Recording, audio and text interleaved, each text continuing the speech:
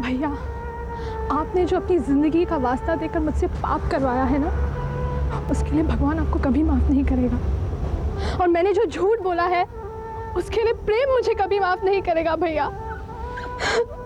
पूनम, मैंने जो कुछ भी किया है वो हम दोनों के प्यार को पाने के लिए किया है। प्यार का नाम कुर्बानी होता है, धोखा नहीं। प्रेम बेगुनाह है। आप कब तक इस बात को छुपाएंगे भैया? ये नहीं हो सकता भैया, आप बहुत ही जल्द एक्सपोज्ड हो जाएंगे।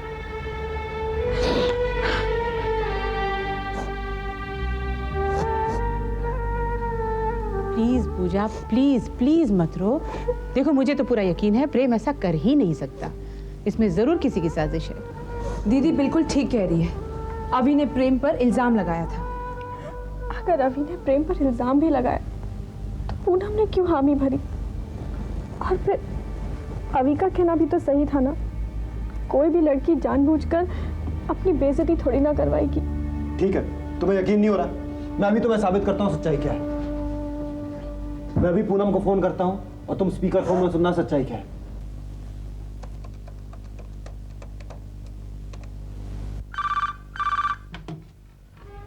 हेलो। हेलो पूनम, मैं प्रेम बोल रहा हूँ। प्रेम, तुम? क्यों चौंक गई? तुम्हें तो खुश होना चाहिए ना, तुम तो मेरे बच्चे की। बस प्रेम, मुझे और शर्मिंदा मत करो। क्यों? तुम्हारे भाई ने तो सबके सामने कहा था और तुमने उसका साथ दिया था। तुमने मेरे साथ ऐसा क्यों किया पूनम? प्रेम, ये बात मैं तुम्हें अभी नहीं बता सकती। बस मैं तुमसे यही कह सकती हूँ, आई एम सॉरी प्रेम। मेरी खुशियां छीनकर मेरी जिंदगी बर्बाद करके कह रही हो आई एम सॉरी? तुमने मुझसे प्यार किया था पूनम। लोग जिससे प्यार करते हैं उसके लिए जिंदगी लुटा देते हैं, और तुमने तो अपने प्यार की जिंदगी बर्बाद कर दी। तुम्हारा प्यार झूठा था, स्वार्थी था, घटिया था। बस करो प्रेम, बस करो। मेरे प्यार को गाली मत दो। मैं तुम्हें कैसे बताऊं मेरी क्या मजबूरी। क्या मजबूरी थी? मेरे भैया की जिंदगी और मौत का सवाल था। उन्होंने मुझे धमकी दी थी कि अगर मैं उनकी बात नहीं मानूंगी तो वो आत्महत्या कर लेंगे। तो ये सारा कमीनापन तुम्हारे भाई का था? प्रेम, मेरे भैया को तुम्हारी माँ ने उकसाया था।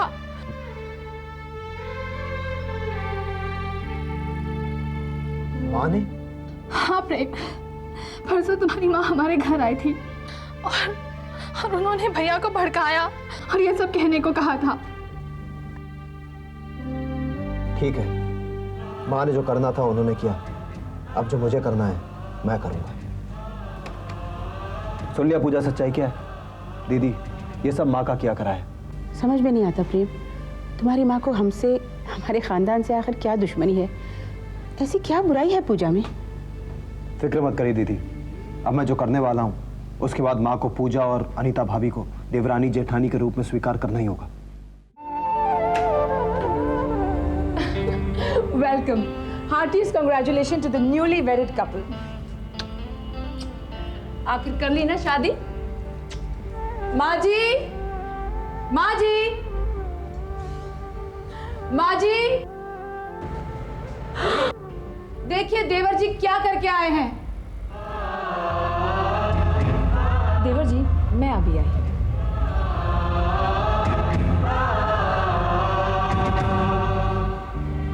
क्या हुआ माँ?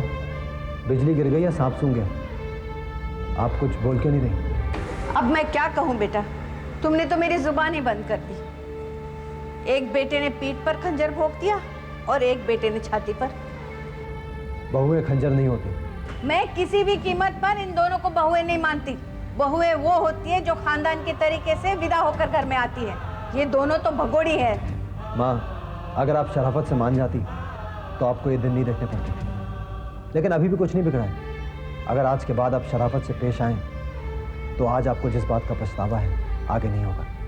मंगला ने कभी पछताई है ना पछताएगी, लेकिन तुम लोगों ने जो मुझे धोखा दिया है उसके लिए तुम लोग बहुत पछताओगे।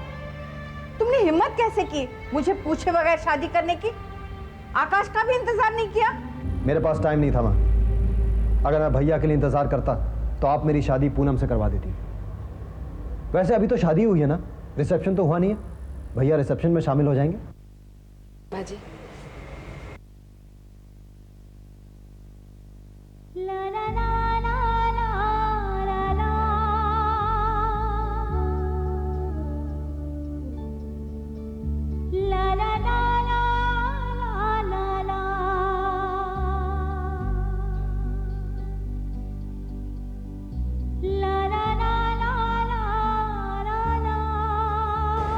मुंह खोलो बड़ा।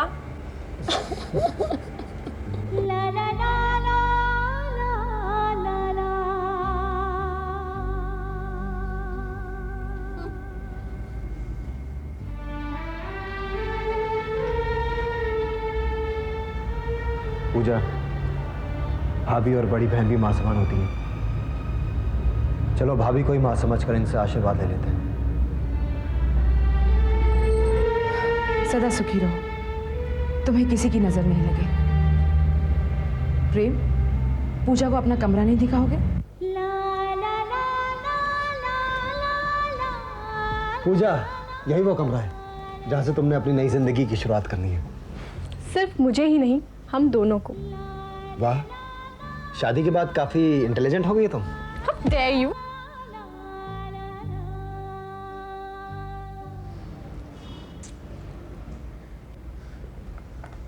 ये लीजिए माँ जी, गुस्सा थूक दीजिए और चाय पी लीजिए।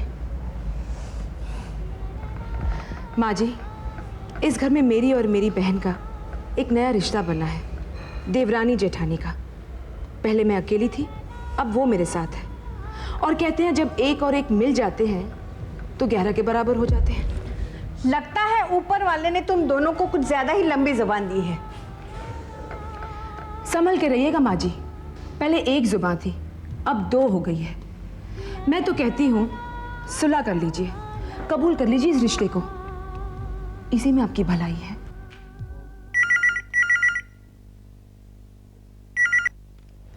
हेलो, कौन? मंगला जी बोल रही हैं? हाँ बोल रही हूँ, आप कौन? जी मैं शोभा। अच्छा, तो मेरे जख्मों पर नमक छिड़कने के लिए फोन किया? मंगला जी, ये जख्म आपने खुद अपने आप को दिए हैं।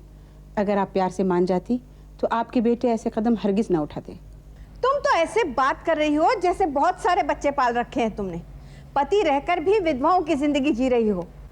अरे तुम तो वो हो जो शादी होकर भी माँ नहीं बन सकी। सही बात है, मैं माँ नहीं बन सकी, लेकिन मेरे अंदर ममता है। आप तो माँ होकर भी ममता से कोसों दूर हैं। ऐसा लगता है आकाश और प्रेम आपके बेटे हैं ही नहीं।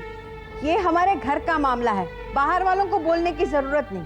तुम लोगों ने धोखे से शादियां तो करवा ली, लेकिन देख लेना इन शादियों को बर्बादियों में नहीं बदल दिया तो मेरा नाम भी मंगला नहीं।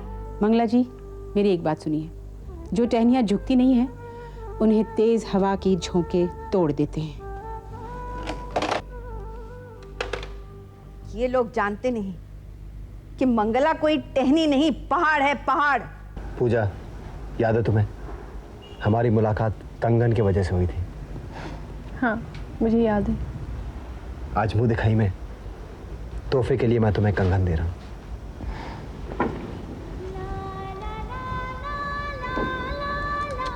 कैसे लगे? बहुत अच्छे हैं, लेकिन इनकी क्या ज़रूरत थी? ऊपर वाले ने मुझे मेरा मनचाहा तोहफा तो दे ही दिया है तुम्हारे रूप में। पूजा, तुम भी तो मेरे लिए एक तोहफा हो। अगर तुम मेरी जिंदगी में नहीं आती तो मेरी जिंदगी का कोई मकसद ही नहीं होता। तुम सच कह रहे हो? क्यों, क्या तुम्हें विश्वास नहीं है? तो फिर तुमने पूनम से शादी करने का वादा क्यों किया? और तुमने अभी से शादी करने का इरादा क्यों किया था? तुम क्या आज की रात भी मुझसे लड़ोगे? अगर तुम सारी रात लड़ते रहोगे तो क्या मैं तुम्हारी बात मानते रहूंगा? हाँ, तुम्हें सुनना पड़ेगा, क्योंकि मैं तुम्हारी पत्नी हूँ और तुम्हें मेरी हर बात माननी होगी। अगर ना मानो तो तुम क्या कर लोगी? मैं क्या कर लूंगी? क्या कर लोगी? तुम जानना चाहते हो मैं क्या करूंगी? क्या कर लोगी? मैं तुम्हारी हर बात मान लूंगी। देखा, लोग कहते हैं जो मर्द शादी की पहली रात ही बिल्ली मार ले वही असली मर्द होता है। आधा बार से हाँ, कहते हैं कि जो पत्नी अपने पति को पहली रात में ही ये समझा दे कि उसने बिल्ली मारी है, वही सच्ची गृहलक्ष्मी होती है। करेक्ट। अच्छा, तुम मुझे किस दो। क्या? किस दो? अच्छा, मैं तुम्हें सिर्फ एक शर्त पे किस दूंगी। पहले तुम मेरी तारीफ करो। चलिए भाई, आपकी तारीफ पर एक शेर अर्ज है।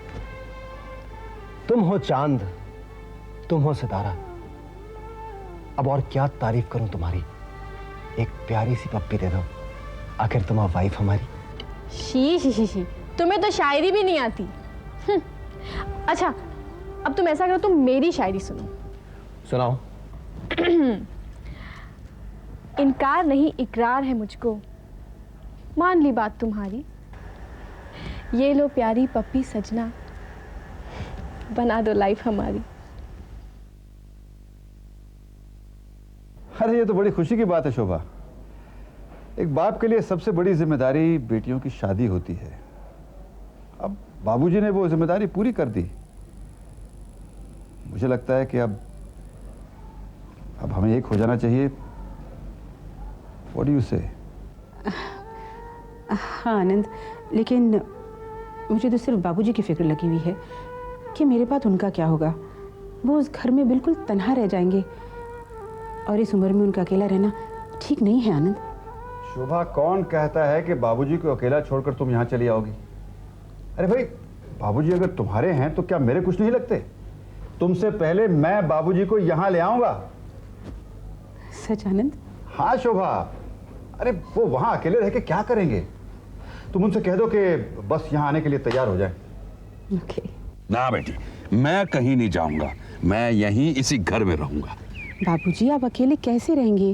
विकी और कविता भी तो एक ना एक दिन चले ही जाएंगे, फिर आप अकेले रह जाएंगे बाबूजी। बेटी, राकेश है ना, मैं उसको अमेरिका से बुलवा लूंगा। वो अपनी पढ़ाई छोड़कर यहाँ आए, ये मैं नहीं चाहती कि उसकी पढ़ाई में रुकावट आए। बेटी, मैं कोई बच्चा थोड़ी हूँ जो मेरी देखभाल की जरूरत पड़ेगी है? मैं अपना काम खुद करना जानता हूँ। तुम मेरी फिक्र छोड़ और खुशी खुशी जाकर अपना घर बसा। बाबूजी, मुझे भला वहाँ चैन कैसे मिलेगा? इतने सालों से मैं आपकी सेवा करती आ रही हूँ। आपको खाना कौन खिलाएगा? आपको दवाइयाँ कौन देगा? बेटी, मैं सब आदत डाल लूंगा। दुनिया में मैं क्या अकेला बूढ़ा हूँ जिसे अकेले जिंदगी गुजारनी? शुरू शुरू में थोड़ी परेशानी होगी, पर सब एडजस्ट हो जाएगा। बाबूजी, आपको कुछ भी एडजस्ट करने की जरूरत नहीं है। ऐसा एक तरीका मैंने सोच रखा है, आप कहें तो बताऊं? बता। मैं और आनंद ये चाहते हैं कि आप हमारे साथ चलकर रहें, मतलब आनंद के घर। नहीं बेटी, ये तो नामुमकिन है। बेटी के घर में जाकर रहूं? ये तो हमारे खानदान और शान के एकदम खिलाफ है। ना आपकी शान घटेगी, ना इज्जत में कोई कमी आएगी। अब बस आप मेरे साथ चलकर रहेंगे, फैसला हो चुका। That's final. जिद मत कर। इस घर में मैं बरसों से रह रहा हूं। तेरी माँ विदा होके इस घर में आई, उसकी अर्थी भी यहीं से उठी। इस घर में बहुत सारी मेरी यादें हैं बेटी। नहीं बेटी, मैं ये घर छोड़कर नहीं जाऊंगा ना, ये मेरा आखिरी फैसला बेटी, बस। दीदी, इसमें कोई प्रॉब्लम नहीं है, इसका हल भी निकल सकता है। मैंने बहुत सोचा नहीं था, लेकिन मेरी समझ में कुछ नहीं आ रहा। मैं समझाती हूँ। आप आनंद जी से जाकर कहिए कि वो बाबूजी के साथ आकर रहे। नहीं नहीं अनीता, ऐसा तो मैं सोच भी नहीं सकती। आनंद एक बहुत ही खुददार इंसान है, वो इस बात के लिए कभी राजी नहीं होंगे। आजकल के मर्द तो अपनी पत्नियों के घर वालों से कोसों दूर भागते हैं। आनंद ने इतना तो कहा कि बाबूजी चलकर हमारे साथ रहें। इससे ये साबित होता है कि आनंद एक खुले दिल के इंसान है। लेकिन अगर मैं उनसे ये कहूँगी कि वो यहाँ आकर रहे, इससे तो उनकी खुददारी को ठेस पहुँचेगी। नहीं दीदी, वो खुले दिल के इंसान हैं। मुझे नहीं लगता उन्हें इस बात से तकलीफ पहुँचेगी। फिर भी अनीता, आनंद से बात करने की मेरी हिम्मत तो नहीं हो रही है। मैं बात करूँगी दीदी, मुझे नहीं लगता वो मेरी बात टालेंगे। अरे भाई, मैंने आज तक तुम लोगों की कोई बात ठुकराई है कि आप ठुकराऊंगा? तो आप लोग बताइए, बात क्या है? अरे आप लोग इस तरह खामोश बैठी हैं, मैं नर्वस हो रहा हूँ भाई। For heaven sake tell me, क्या व्हाट्स द प्रॉब्लम? अनीता से पूछो, यही बताएगी। ठीक है अनीता, प्लीज बताओ, क्या बात क्या है भाई? आप बुरा तो नहीं मानेंगे? अरे भाई, बुरा मानकर मुझे मिलेगा क्या?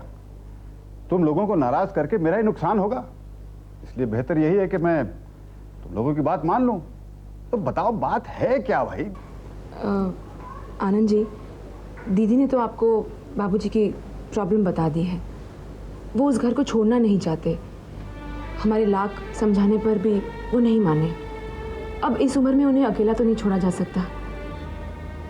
तो हमने सोचा कि अगर आप और सुमन बाबूजी के साथ आकर रहे तो।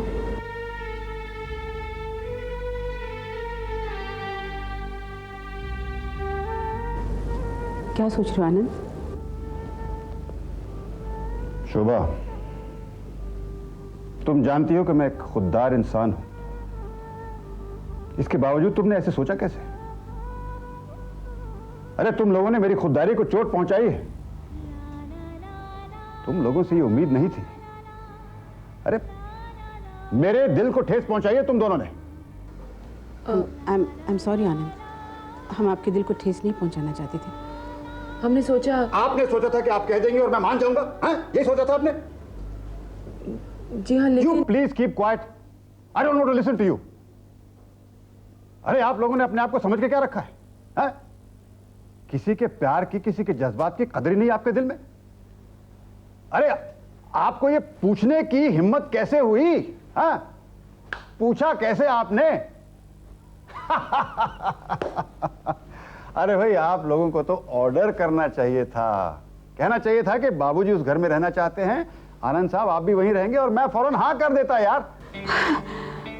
आनंद, क्या क्या कहा? अरे शोभा,